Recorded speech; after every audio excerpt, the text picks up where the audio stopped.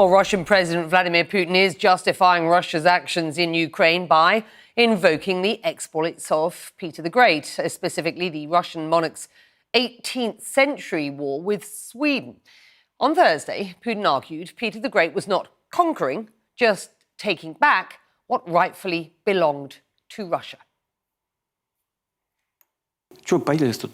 Why did he go there?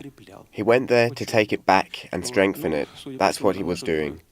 Well, it seems it has also fallen to us to take back and strengthen territories.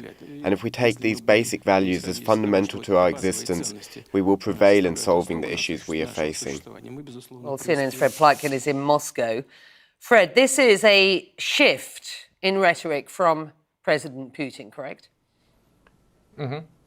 Very much so. It's a shift in rhetoric from President Putin, and also seems to be a big shift as far as Russia's stated goals of their war in Ukraine, which obviously they still call a special military operation. Essentially what the Russians said at the beginning of this war is they said that they wanted to disarm, as they put it, the Ukrainian government, that they wanted Ukraine to be neutral, and that they did not specifically, as they put it, want to occupy Ukraine. Now what we're hearing from President Putin seems to be very different, especially in that last sentence that you just heard in that soundbite from the Russian president as he was visiting St. Petersburg yesterday, where he said that he felt to his lot, as he put it, to continue those policies of, as he put it, returning and reinforcing. So essentially what the Russian president is saying is that he believes that Ukraine, or large parts of Ukraine, are essentially Russian territory, that he is taking it back, and that he will then want to reinforce it. That certainly seems to be the indication. He also seems to liken that, or seems to indicate that that is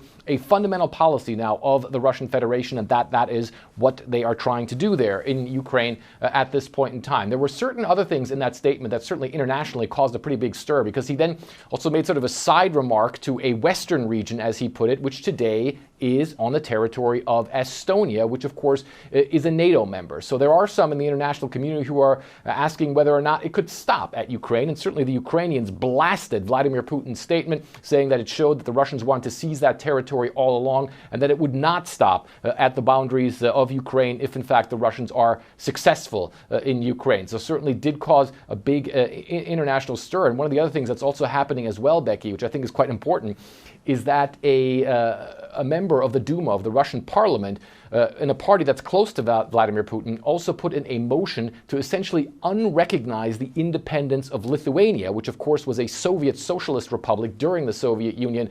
And then the Soviets recognized its independence, and now there is a motion to set that back as well.